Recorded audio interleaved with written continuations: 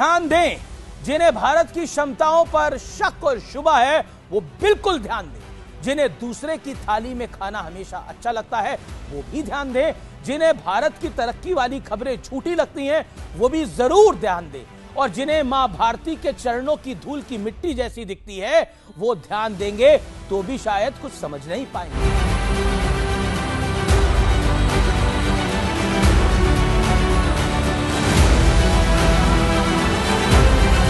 कहावत है, सोए हुए को जगाया जा सकता है, लेकिन जो सोने का ड्रामा कर रहा हो उन्हें कैसे जगाया जाएगा। इसलिए आज मेरा यह संवाद विश्लेषण भारत के तमाम शुभचिंतकों के लिए है।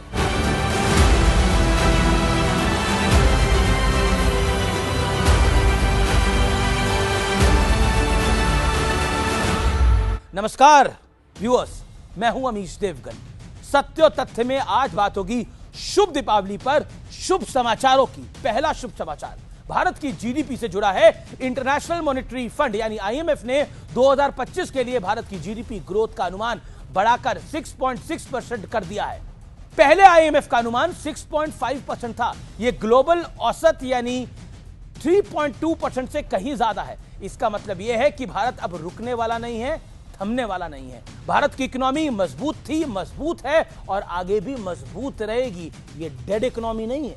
दिवाली का दूसरा शुभ समाचार भारत की मजबूत होती डिफेंस कैपेबिलिटीज से जुड़ा है।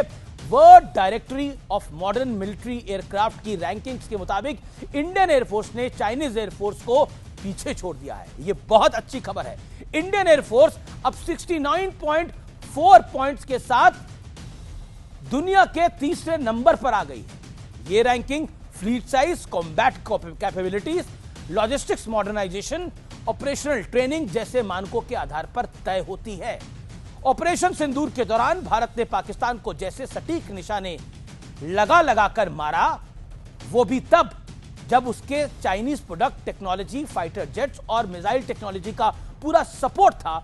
पाकिस्तान को टर्की ने ड्रोन देकर मदद की थी। यानी टेक्निकली ऑपरेशन सिंदूर में भारत ने पाकिस्तान समेत 3 देशों के साथ लड़ाई लड़ी और सामना किया और हमारी रैंकिंग में सुधार की यह बहुत बड़ी वजह है। भारत के ऊपर अब सिर्फ यूएस एयरफोर्स और यूएस नेवी है।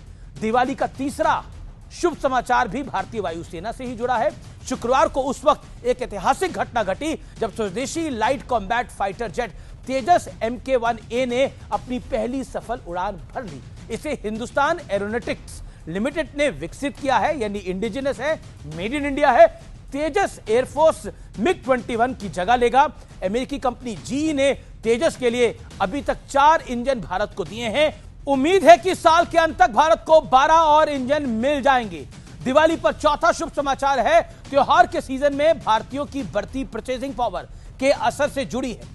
22 सितंबर से जीएसटी में कटौती लागू होते ही बाजार में रौनक 10 गुना बढ़ गई। इस दौरान कंज्यूमर ड्यूरेबल गुड की बिक्री में 40 से 45% की बढ़ोतरी दर्ज की गई है। एक्सपर्ट्स के मुताबिक दिवाली के बाद जो आंकड़े आएंगे वो सबको चौंका देंगे, हैरान करने वाले होंगे। फेस्टिव सीजन का मतलब अक्टूबर से दिसंबर तक का वक्त होता है। यही वो 3 महीने होते हैं जिसमें पूरे साल हुए बिक्री का सबसे बड़ा परसेंटेज आता है। इस बार नवरात्रि में हुई बिक्री 10 साल में सबसे ज्यादा रही है। दिवाली के बाद शादियों का सीजन शुरू होता है, उस वक्त भी मोमेंटम बरकरार रहने की पूरी उम्मीद है। दिवाली पर 5वां शुभ समाचार है स्पोर्ट्स के मैदान से आया है। 2030 कॉमनवेल्थ की मेजबानी के लिए अहमदाबाद के नाम को होस्ट सिटी के तौर पर रिकमेंड किया गया है। इसे 26 नवंबर को ग्लासगो में औपचारिक तौर पर घोषित किया जाएगा। केंद्रीय गृह मंत्री अमित शाह ने एक्स पर इसकी जानकारी दी। कॉमनवेल्थ एसोसिएशन ने अहमदाबाद में 2030 में कॉमनवेल्थ गेम्स की मेजबानी के लिए भारत की बोली को स्वीकार कर लिया है। इसलिए हर भारतीय को अनंत शुभकामनाएं। 2030 कॉमनवेल्थ गेम्स इसलिए खास है क्योंकि 1930 में फर्स्ट एडिशन के बाद यह 100वां एडिशन होगा और यह भारत में होगा। 2030 कॉमनवेल्थ गेम्स भारत के लिए इसलिए भी खास है क्योंकि 2036 ओलंपिक्स की मेजबानी भारत करना चाहता है और इससे पहले कॉमनवेल्थ गेम्स होस्टिंग भारत के लिए एक बहुत बड़ा अवसर है। उम्मीद है भारत अब ओलंपिक को भी होस्ट करने से दूर नहीं है। शुभ दीपावली पर ये सारे शुभ समाचार हमारे और आपके उज्जवल भविष्य के बड़े ही शुभ संकेत हैं। खुश रहिए, स्वच्छ और सुरक्षित दिवाली मनाइए और जलने वालों को जलने दीजिए। अपना काम करते रहिए।